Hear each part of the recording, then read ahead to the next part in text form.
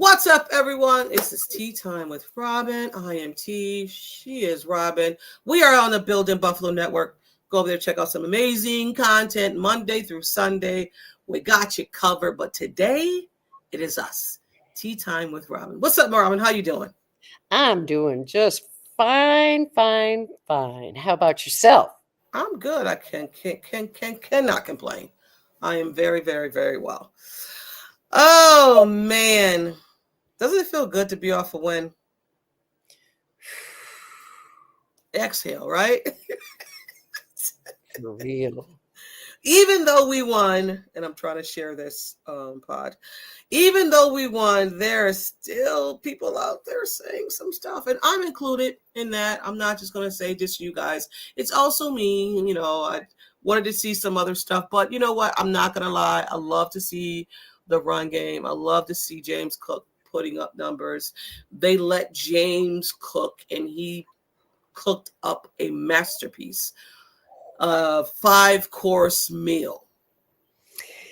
It was a thing of beauty, wasn't it? It was. 19 really, really was. carries, 216 yards, over 11 yards a carry. That's crazy. In first 3 down. quarters. I know. 3 quarters. He could have run for 300, but I'm glad that he didn't. Yeah. And Sean's not that type. He's not gonna, he's not a Bill Belichick. He's not gonna run the board up on you, even though it was 40-6. It wasn't like they were, whatever. Not there's people out there that will say that Josh was stack padding. Did y'all see his stats? Because he didn't look so well, and he didn't have to. You know what this game reminded me of was the Dallas game. Ah, good point. It did. When they ran. So just handed off the ball, left, right, whatever. Right. And the offensive line, we have to give props. The offensive line was awesome. Mm-hmm. They got the rhythm with James.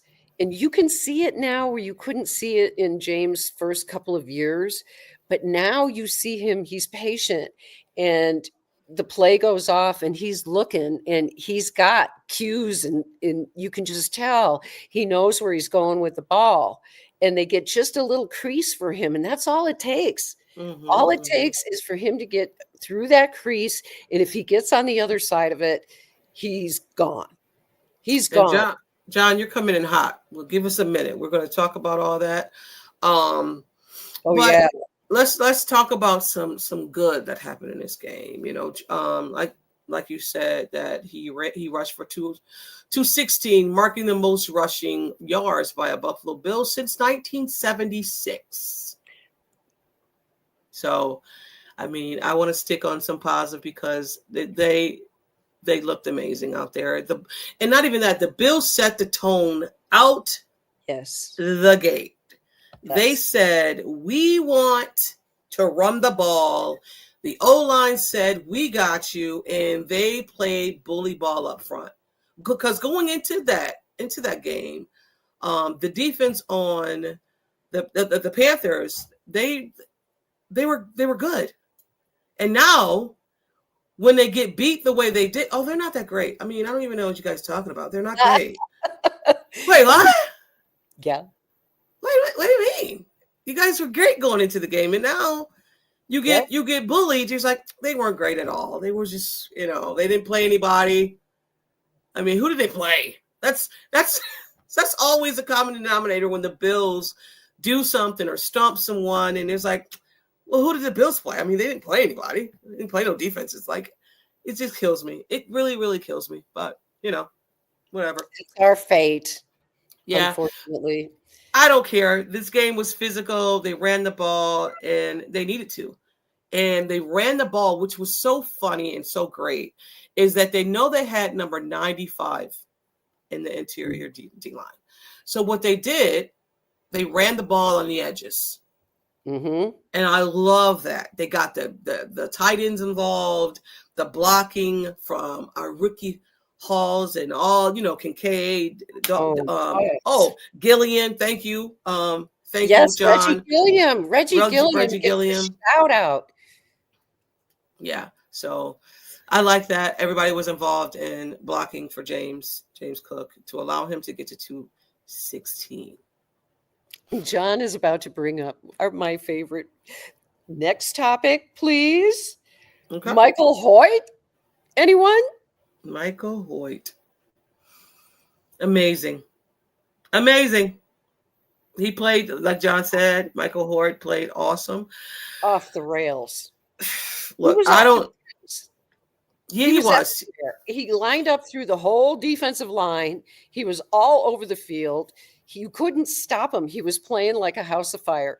And I a lot of people didn't. You said on the pre-program, you said that you didn't think that you weren't sure how much of an impact he would have.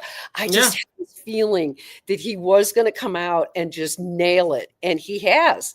I mean, 7 sacks in that game, and I don't know how many of them he was involved with, but even if he wasn't directly involved, he was indirectly involved. He had a sack and a half, and he had a forced fumble. So. Right. That doesn't, even the stats don't do justice for what. No, it doesn't, because he was, I mean, he was everywhere. I want to say he tipped a ball. He was just everywhere. He was everywhere. And you can tell from the TV that he was just being disruptive. Putting his hands up, pushing guys back into, like Andy Dalton couldn't do 7 sacks, like you said. Andy Dalton couldn't do anything. He had seven sacks. The defense dominated. Ed Oliver when he went down, but prior to him getting down, he was dominating. He came out the block just with a sack. It was just, you could tell incredible. Ed was going to have a game, and we're praying for Ed. We're going to talk about Ed later on in this show, but the defense was just, not just the offense set the tone, and please, the defense set the tone as well. Time for me to have my weekly Deion Walker love fest. Oh, Deion Walker. He just gets better every week, T. He does. Every week he gets better. And I think by next year, that guy is going to be top of the league. Well, I mean, right now he's up there. Line in the rookie class. Mm-hmm. Yeah. He is a force to be reckoned with. He is. And he spoke about it on One Build Live about he didn't know, I'm paraphrasing, of course, about his back. He wasn't sure. So, and guys around him saying, no, you are actually that good. You know what I mean? Giving him the confidence, giving him that, encouragement to, like, bro, you're good. Don't worry about it. It'll come. Yes. And what a time off or whatever in between to make it feel good for him to play, because he was playing all last year with a bruised back or something going on with his back. Yeah. He had actually, I think, something that was a defect that may have been even congenital that they didn't know, and it aggravated his back. And during his senior year, of course, he never said anything because he wanted to keep playing. Right. So he played through the pain instead of saying something, and they probably would have diagnosed it then. But okay, so all the best for us because we got him in the 4th round. So that's going to prove to probably be a good draft pick by Brandon Beane. We can criticize him for some of the things that he missed on, but I don't think he missed on Deion Walker. That's for sure. No, not at all. Defense. Let's get back to, because this sort of goes into, I may be switching things around. But... No, you're good. But before you do that, please, like John said, like and subscribe to the channel. Make sure you go to the YouTube channel and share and like, because it helps us in the algorithms. And tell a friend, please. And thank you. Thank you, John, for always doing that. Yes. All right. He's so good. We got to get into this issue of the play calling on defense. Okay, because this is the right place to do that. Switch 5 with 4. Gotcha. Bobby Babich calls the plays, and you see the defense functioning in a certain pattern and a rhythm and whatever you want to call it. Then the Atlanta game happened. Yeah. And then there was this difference, and the defense was just, okay, let's go. And you could tell that there was sort of a different rhythm to it. Mm-hmm. Well, come along the break. And I wondered about this because I even said it. I wondered if this was going to happen, if Sean McDermott was going to get involved in play calling on the defense. And sure enough, that game started, and I'm looking, and I'm like, he's calling plays. I know he's calling plays. It just looked different. It just looked different. I don't. He's talking in, Yeah. I mean, that's a giveaway as well. Mm-hmm. But I know for so long we've been a preventive defense, right? And we've been thank you. Mm-hmm. We've been a bend don't break defense for so long, but that's not anymore. Like Sean McDermott is not, even though it comes up, but Sean McDermott is an aggressive defensive coordinator. He just is. And they said it when Sean McDermott had to take over the play calling in 2023, I want to say it was, when we didn't have a defensive coordinator because they let Leslie Frazier go. And it was that off season, we were all like, who's going to call? Sean going to call? Sean didn't say. Who's calling? And then in the end of training camp, Sean let it be known, I'm calling the defense. And then that whole season, we seen our defense different. It was aggressive. And I'll say it was more of a man. So kill me with this. This is a bend don't break defense. No, it's not. Not with Sean McDermott calling the plays. And kill me with the plays. Right. Yeah. Because he's being very polite and nice. He doesn't want to throw Bobby under the bus and say, we're doing all this together. No. Sean's calling the plays. And I'm with you here, John, as well. I love that they did that. Listen, I love this. I love the fact that this is happening. I love that. Like, because if that wouldn't have happened, they would have scored that touchdown. Mm-hmm. They're subbing in Jordan Poyer. They're subbing in Hancock. I love it. They're subbing in and getting us to here now, number 4. They're subbing in, was it number 4? Yeah, whatever. Maxwell. I love the fact that they made the decision and played him, because I know it's another story, another narrative that Sean McDermott doesn't like to play rookies. And y'all got to get that out your brain, because that's not true. Sean McDermott wants to play rookies. They got to play it to a standard. Right. If you got to play, you have to play. Thank you, Rob. You have to play to the standard. He'll play you. But if you're not ready, you're not getting in. Again, I don't have to remind you guys. He played Trey White when he was a rookie. So he played Tremaine Edmonds when he was a rookie. So there was rookies that earned it and they played. I think Max has earned it, and that's why he's playing. But he's on a snap count because he got hurt. I also seen out here that it was Tremaine. No, it was Tremaine. It was Trey White and Matt Max out there at the same time. I went back and watched it. I was like, okay. What's going on with that? Probably needed a rest. So give him a blow. Right. Can we talk about Max Hairston? We can. Hey, Scott, there's no Drake May talk. I don't like Drake May. I don't like the Patriots. I understand it, but I don't care. But thank you. Okay, Max Hairston, John says, played 44% of the time. I have to talk about him. I have to tell everyone how much I love this guy. He is so good. Yeah. He is a technician. He is poetry in motion. Yeah, I couldn't take my eyes off of him when he was on the field. And the other bonus thing that he does that just made me go, okay, I'm completely over the moon about this guy. He tackles. Yeah, like he's a willing tackle. He's a willing tackler, but he's also a technician. As a tackler, you can see everything that he does is with perfection in his mind. Oh, we are so glad to have you, Max Hairston. Half the battle is this, Robyn. Michael Hoyt, Maxwell, they came in, they boost that defense. They gave him energy. You can tell what I love about Maxwell too, the communication. Like, it's like he already knows, even gets it. You're off. I'm not on the field. I'm communicating. That alone is half the battle. Oh, man.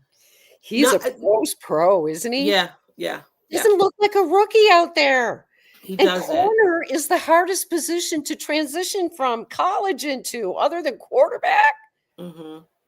Come on. We have every reason to be very happy that in the future we're looking at Christian Benford and Max Hairston as our players. We're set. That's good. Now our depth needs to improve because, God, I love you, Trey, but your best days are behind you. And it makes me sad to watch him play. So I love him, but he's not the Trey that we used to know. And for that matter, I'll even add this. Matt Milano isn't the guy that he used to be either. But after a tibial plateau fracture, it's a miracle that he's playing. And my husband told me the other day, he said, Matt Milano is going to need a total knee replacement probably right after he retires, after what he's already had done to his knee. So he's not the same player. And it's sometimes painful to watch, right? He's a little bit slow on the uptake. So he is. You've seen it in the game he came back with. In the games that he's able to play because he's always injured. Yeah, I think it was the freaking New England game. And then he got right back out again because he got hurt. I'll say this. Here's the thing that we need to look at in this game on Sunday. So say you have all four healthy, right? And you have Milano, and you have Shaq Thompson, you have Bernard, you have, I'm missing one. Dorian Williams, thank you. Who do you play? My preference would be Shaq Lawson in the middle and probably Matt Milano on the outside, only because wisdom sometimes trumps speed. So you're sitting your person that you just paid, Bernard. Oh, Bernard? Yeah, I'm sitting. I mean, he can play. Well, let's talk about doing a 4-3. I'm with it. So who are you playing? I'm sitting Taron Johnson is what I'm doing. I'm playing 3 linebackers and I'm sitting Taron. Sorry, Taron, but your best days are behind you. I want them to play that now. Yeah. I'm with you. Give me 3 linebackers. No offense to Taron Johnson. When it happened, when you were good, it was great, right? I think now they're moving, and I don't know if they are. I mean, I would love for them to do it because I think they need to do it in this game because you have freaking Kelsey and Taron. We've seen you against Kelsey. Nothing. You're like an ant with Kelsey. Even Kelsey has lost 3 steps. You still can't guard him. Put Bernard on the weak side and leave Shaq in the middle. That's my thing.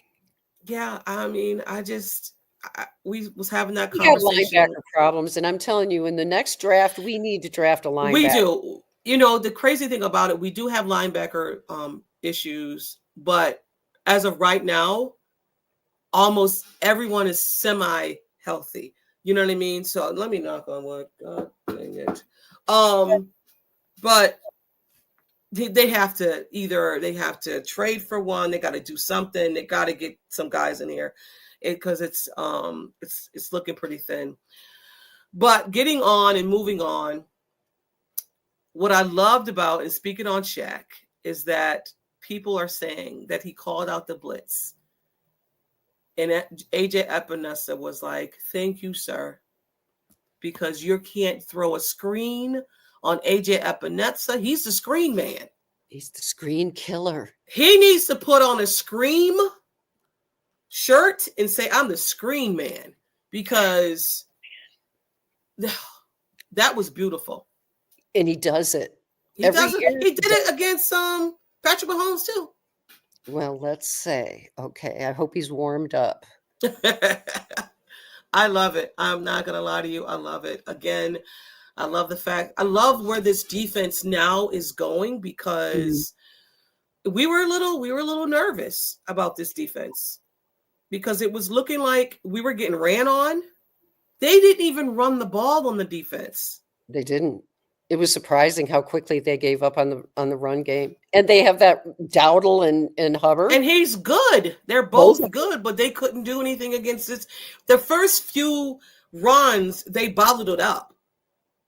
Well, there's another place where we should all thank God we have Michael Hoyt back, because he can also defend against the run. Mm-hmm. And he made such a difference in this game. I mean, it was like insert Michael Hoyt, and it was like a whole different defensive line. Yeah, you're right. And that was even without Ed Oliver. I know. So it was amazing. He's an amazing, very rarely do you see a fit like his. Mm-hmm. But I was hopeful, because I remember when he first signed with the team and they interviewed him, and he said he was thinking about teams in terms of who to sign with, but he wanted to sign with the Bills because he felt that the scheme was to his advantage, that he plays.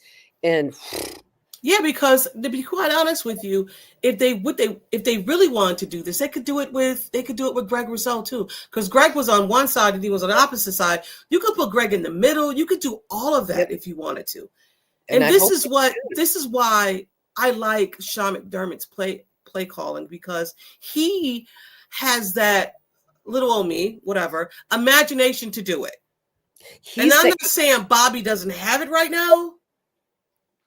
I'll make people vomit, but I will say this.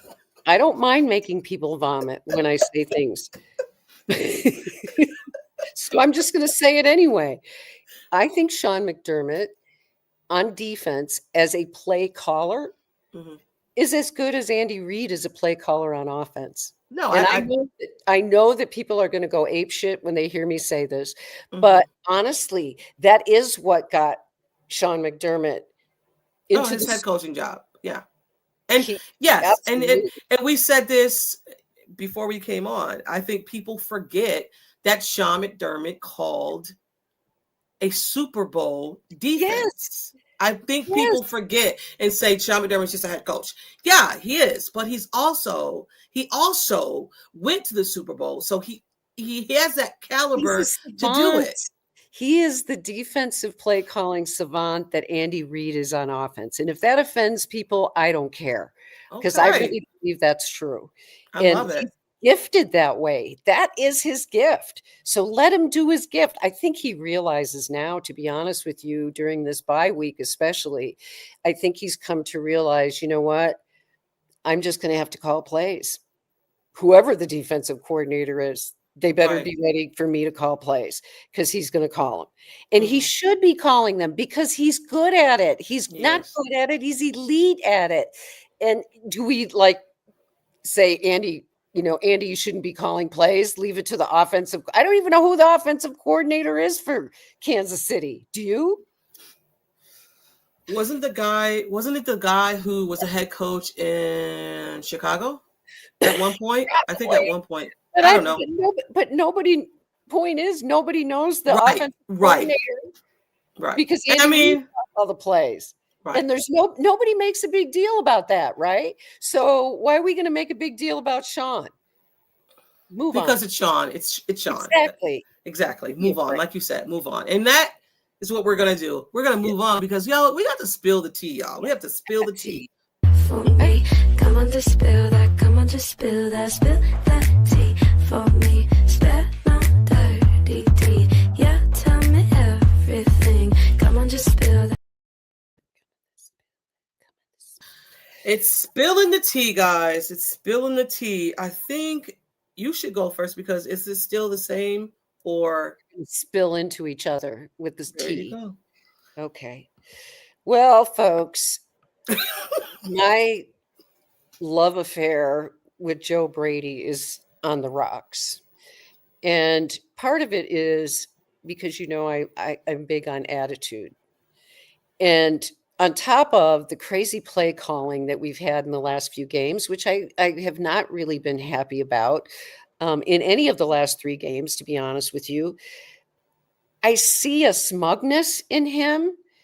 If you go to my Twitter X account, you will find a picture that I posted this week of the cheesiest smile I ever saw in my life coming from Joe Brady right next to some meme of the same thing. And it looked like they were the same cheesy smile. And I find it disingenuous. And you and I have talked off air, and we won't divulge our information. But we have a source that tells us that Joe Brady kind of presents himself to the media as kind of a arrogant SOB. And as far as I'm concerned, he has no reason to do that. And the irritation you can tell with Sean McDermott is that, I didn't like those cute plays. That is typical Sean McDermott being like, dude, I'm not happy. And so I don't know, because McDermott's always had a rocky relationships with all of his OCs, even I mean, that's the way he rolls. But I think there's a special kind of irritation or tension that may be developing between McDermott and Brady, just from the talk, the way that McDermott says things like, oh, I didn't like that, offense was trying to be cute. That's huge. That cute word is. Yeah, I know it is. It's a very, if anything happens, yeah, it is. If anything happens this offseason with Joe Brady leaving and whatever, I think that is going to come up often in this offseason. I think that presser that people are like, you remember when Sean McDermott said we don't need to be cute? That's going to be brought up. Mark my words, it's going to be brought up. For sure. It is. So I have Joe Brady in my penalty box at the moment, and he's going to sit there for a while because I need to see better play calling from him, and I need to see less arrogance. I'm with you. I'm with you. So mine is going to actually be with you because I'm going to stay on the offensive side of the ball. And John, I see that you said that they need to get E. Moore involved in the pass offense. And I just went back and watched some of the Patriots game, and Josh, and I believe Josh because he is the quarterback and he understands himself. And if he feels rushed at any point, and if he feels that he needs to slow himself down, then I believe that that's what needs to happen because I don't play football. But watching that game, I seen Josh throwing the ball. Yes, he was moving out of the pocket quickly, but he was throwing the ball. And I know now this whole thing in Bills Mafia is like, we're happy that we won the game, that they won the game, but we also are not satisfied and we just uneasy because Josh threw some passes, threw some balls that were just like, that's not Josh. Like, I wonder what's going on. So going back and watching that made me feel comfortable because I know he can do it. And I think he's just maybe just in a funk right now that he needs to get out of because the season will be slipped away. I don't know. I know that we have a unicorn back there, and at any time he should be able to turn it on. And I'm also hearing that Joe Brady is not opening up the book. So I'm going to come back. I'm going to put a pin in that, because if that's the case, you stressed us out. Really? For half the season. So if you're running the ball and not throwing, which I don't believe that's the case, because I know this last game you ran because the opportunity was there and you didn't really have to throw the ball. So what was that Atlanta game? Because it's a copycat league. People are going to blitz the hell out of Josh because of that Atlanta game. And they tried to kind of do it in this game, but the run was so well. Mm-hmm.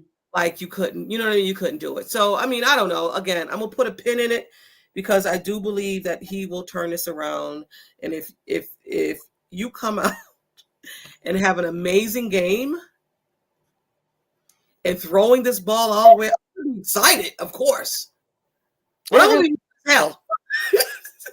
I really hope that that's the case, because my concern is that there may be something going on with Josh in terms of, I saw him shake his hand, and I don't remember if it was in the Atlanta game or the Panthers game, but he's going off the field and he's shaking his hand, and it tripped a switch in my head, because it was like, is there something bothering him? Because his accuracy is not his typical standard right now, in my opinion. His accuracy is off. And is it the wide receivers because they're not where they're supposed to be? I don't think so. I think that I've seen enough where he's overthrown, people that normally he would throw through a donut hole and they would catch the ball. So I'm not sure what's going on with him, but I'm watching him carefully. I'm watching him carefully for that reason. And I'm also watching him carefully because of this. And he's not playing. His grandmother noticed it. We talked about it last week. Everybody's saying, what's different about Josh? So what we need to see, and especially in this upcoming game, if we don't see fire in your belly, throwing it through a donut hole, Josh, then I'm really going to be suspicious that there's something going on, because he should be playing at the top of his game against Kansas City. But we'll see. Right. Yeah, we will. And, I know certain guys don't go on social media, and maybe that's good for their sanity to not do it. But I know there's guys that do go through, or that go on social media. But for me, that would be a hard thing to do. But I probably would just have to delete the app, because if I was a quarterback and I was having a slump, and I would go on social media and see all of this, then my psyche would be gone. So I know I would have to delete any apps. Yeah. All apps. But let's get into Ed. Ed suffered, a bicep tear. Bobby Babich on Ed, frustrating because we've seen a lot of growth out of Ed in the maturity, which, yes, it's crazy that you can see how mature a person is on the field. And you could see it. You've seen it with him. She said, due to his children, feel terrible for him. He'll be back and ready to roll whenever the time is right. I hated it. 1 minute, us fans were like, get him out of here, trade him. The next minute, he's this important piece of the defense. It's crazy how things work out. It is. I hate to see this for Ed. Hate to see it. It's almost becoming a question mark in your mind, though. Like, are we dealing with another Matt Milano situation where he just can't stay on the field? And he spoke about that because he put something on his Instagram, and he was like, injury. Okay, I can't speak. A bug. So he was like, in so many ways, he's just frustrated. But I guess he's going to surgery yesterday. He was having surgery. Injured. Yeah, I can't. My mind is gone. But yeah, he was having surgery yesterday. So like we spoke about, in the back end of this was something that happened to Matt Milano, and he came back in the playoffs. But that was training camp. Right. That wasn't halfway through the season. So I would be very surprised if we see Ed at all. But, maybe it's not out of the question. I don't know. But I don't think it looks good. And he just came back from an injury. That's my point about him being like Matt Milano. It's one thing after another. Now, I will say this. With him out, this brings up the question of, and I don't remember which week he comes back, but this is where TJ Sanders needs to step up to the plate. And what did he have? Knee, I believe, but I could be wrong about that. But here's the other thing. It was all of a sudden that he had this knee injury, right? Right. Well, that was the question I had in terms of, is Sean McDermott rostering him? Is he putting him on IR so he can bring up Hoyt and Ogunjobi and keep Sanders on the roster? Of course, he's going to keep Sanders on the roster. But my point being, he stashes him over on IR, and maybe because he really wasn't playing very well. And maybe they felt like having a break wouldn't be a bad thing. But I'm ready for him to come back now that Ed Oliver is gone and be the player that we drafted him to be. So wait, so he had knee surgery that required a small cleanup surgery. Oh, okay. So and then he placed him on IR for a maximum of 4 games. All right. So when does he come back? So he missed game 5. So we are in game week 9, right? But we are behind. But it has to be, you have to include do you include the bye week as a week? I don't think it's considered a game. I don't think so either. So he's got to be out for 4 games. So it might be another game or so, but it doesn't matter. The bottom line is whenever he comes back, he has got to step up to the plate. Because he hasn't. He hasn't. He's got to step up to the plate. We need more from him. Come on, TJ. You were drafted at 2 rounds ahead. He was drafted at Yes. And we need TJ Sanders to play. Yeah, we do. We do. He could be the Ed Oliver. That's what I'm talking about. That's what we need. Yeah. Hello. We were talking about the fact that we had depth before the season started. You and I were talking about the fact that we were really glad that we finally had some depth. Well, now we have depth and we need it to play and produce. And they just signed a guy too. I'm not going to pronounce his name. I'm not butchering that name. For you, Tommy Akinbasadi. Okay. Signed him. He's from the University of Maryland, drafted in the 7th round by the Cowboys, and then he was released, and then the Panthers had him and released him, and now we have it. There you go. You know what's so funny? Speaking of the Panthers game, how did that Mike White sign-in work out for you guys? Okay. Anyway, right along. Moving on to our winning points, guys. Here we go.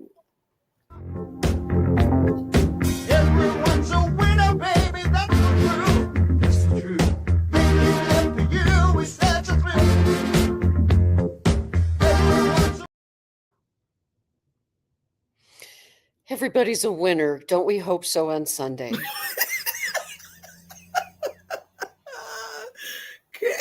Robyn is not playing with you guys. Hopefully everybody's a winner on Sunday. I want to be a winner on Sunday. Winning points for the Chiefs. For me, it's going to be the simple things. It's going to be the simple. Even though it's not a simple game, but it's simple. Discipline and coverage. This is where Andy Reid and Matt, what's his name? Defense coordinator. Why can't I'm having a brain fart? Whatever. Spagnuolo? Thank you. The defense, this defense must remain disciplined in coverage. Avoid getting fooled by the misdirections. I know it's easier said than done. And this is where the patience of our defense has to be, because Andy Reid is a freaking genius at this shit. And it kills me. It kills me. He's up there with freaking Bill Belichick. Better, I think. Oh, God. Yeah. So I think, yeah. Yeah. Yeah. That's where we're at. I think also to control the line of scrimmage is going to be important. I think that you can. I'm hearing, like, I'm in spaces, so I'm hearing, Kansas City Chiefs, when they speak about their team. Yeah. You can't run them, and it's not going to be an important game for the run, whatever. But for us, it's important because that's our offense right now. And James Cook is a big part of that. We want to have a balanced offense. And right now, Josh is not, holding up the end of his bargain. But I hope and I believe that Josh will be a different Josh. Like you said, that fire in your belly, you got to come out with it. You got to come up to, this is Patrick Mahomes. It's Patrick Mahomes against Josh Allen. This should be no other game. Like, these are ultimate. Like, we've seen these games where it's like, oh, you know what I mean? It's like, Patrick Mahomes, Josh Allen. Like, those are the games you get up for. Mm-hmm. And if you can't get up for this game, why are you playing football? For God's sake. So I think time of possession is going to be important also in this game, and winning turnover battles. Oh, okay. So is it my turn? It's your turn, ma'am. Because I have 4 things, and they overlap a lot with yours. Run the ball. First of all, please run the ball. Mm-hmm. And control the clock and keep Patrick Mahomes off the field. Yes. Keep it from being a offensive showdown, because our offense is not playing up to snuff. The entire season, we haven't seen where the offense is playing in rhythm with each other, the running game and the passing game, all of this stuff. It's not clicking on all cylinders. So run the ball and control the clock and keep their offense off the field. My next one, I'm going to say this every week until they do it. Put Keon Coleman in the slot. Every week. I will say this every freaking week. Put him in the slot. And they've done everything else with him at this point, and he hasn't produced. And oh, by the way, I hope. Did you hear what Stephen Smith said? I have to go, and I don't want to watch it, but I have to watch it. I don't know. Listen, God, y'all, why do other players do that? I don't know, but it was painful to listen to. Did he call him the B word, the BU? Did he call him that? Oh yeah, he did. And worse yet, if you ain't got it, you're never gonna get it.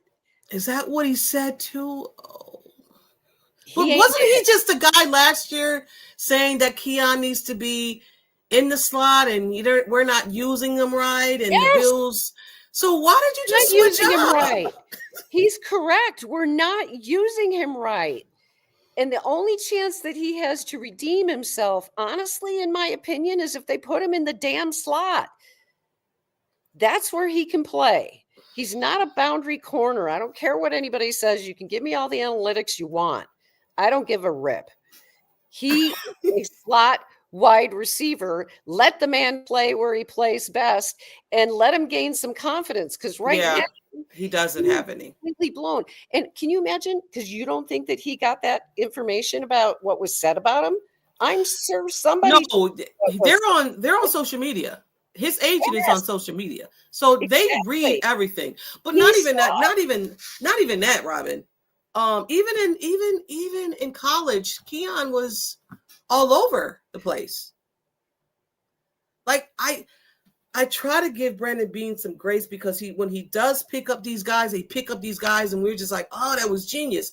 But when you pick up a guy and try to turn him into something else, it just bothers me. It doesn't work. Okay, moving on. My third thing goes along with what you said. Turnovers are going to be critical. We need AJ Epinesa to do a screen killer thing.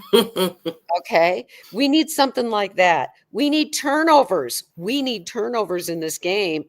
If we win the turnover battle, we have a chance to win this game. With you. Yeah. If we don't win the turnover battle, I don't see how we can win this game without. Did you watch any of that Washington and Chiefs game? Yes, I did. Part of it. The first quarter, the first two quarters, Washington was hanging right in there. Mm-hmm. I think if Jaden Daniels will play, they probably would have had even though Marcus Mariota, thank you, played all right because he ran the ball. He played okay. But I think if Jaden Daniels was in there, it would have been a more different game. But I also ultimately think that the Chiefs would have won because the second half, it seems like they just poured on. Yeah. They steamed them, and that's what they're going to do to the Bills, too, if they don't get it together. Yeah. Yeah. The only way Bills have a chance is if what we talked about earlier, set the tone early. Yeah. Get in early. And that discipline, you got to play. With this team, you have to play disciplined football. Like your eyes need to be where they're at. I know it's easy for me to say this, but if you've been playing this game for a long time, you know what you got to do. Josh always says, my feet need to be where I'm at. Like your eyes need to be where they're at. They know this, but when you start looking in the backfield, when you start looking at other things, they got you. It's just that simple. Andy Reid is going to play on patience. And my last but not least point to win is the defensive line has to get pressure up the middle. Mm-hmm. They have to get pressure up the middle on Patrick Mahomes. They have to step up. He loves it. He loves to step. Deon Walker, please. Oh my God. And my name is Deon. Yes.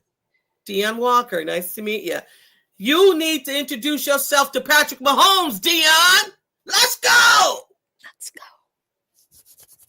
Love it. That's it. Yeah. That's all I have to say. I'm done. John said, we'll love to get. Max Harris. Max Harris is getting a pick six. Yes. We'll love it. I will love it. You know what matchup? That's the matchup that I want to see. Mm-hmm. That's going to be worthy on Hairston. Yeah, it has to be because speed on speed, and you have Benford on Rice, which Benford has played Rice before. And my only one I'm really concerned about is Kelsey. Fortunately, Kelsey does not look like Kelsey anymore. But it doesn't matter. It doesn't matter. He can still catch the ball. He can catch the ball. Like in that freaking in that Washington game, they didn't shut him out. Whatever. But then Kelsey ran for her. It's just like, oh my God. I'm sitting here looking at this like I have in this race. I don't care. But I'm just like, Florida. Can't stand this team. Hey, it is what it is, guys. We are Bills fans. We can't stand the Chiefs. We are Bills fans. We can't stand the Patriots. Okay? Kill us. You want us to say something nice? Hold your breath. It ain't happening on this show. It's not happening. It's not happening. I'm sorry. Patrick Mahomes is who he is. That's great. Awesome. But, whatever. Good. Yeah. But, guys, thank you. This has been it's always a great show. It's always fun and always awesome talking to Robyn. I love it. Even when we get off here, we have a little conversation. But prior to coming on, we just running our mouths. And I love it. And I love it. You guys should hear it's pretty. Yeah, we can't. We even tone put it on down here. Yeah, we do. We can't even put it on camera because it's just so crazy. But we love you guys and thank you always for tuning in. We are out, and guys, this has been Tea Time with Robyn. Thank you. With her. Always, y'all, go Bills. Bills. Peace, y'all.